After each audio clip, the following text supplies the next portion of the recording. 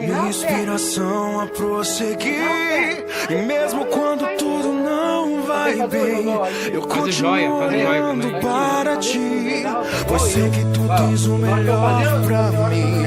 Há um segredo no teu coração, ó, dá-me forças pra continuar, guardando a promessa em oração.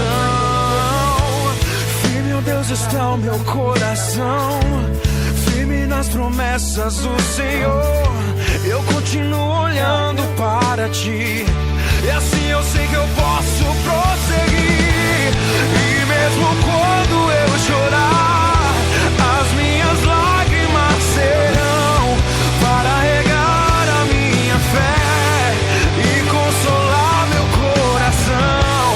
Pois o que chora aos pés da cruz, clamando em nome de Jesus, alcançará de ti, Senhor, misericórdia, graça e luz.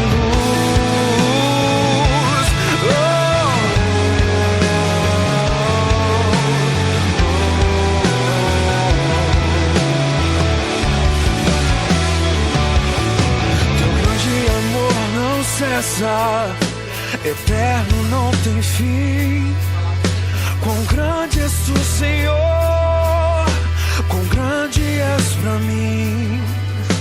Tua graça é o meu refúgio, descanso no teu poder.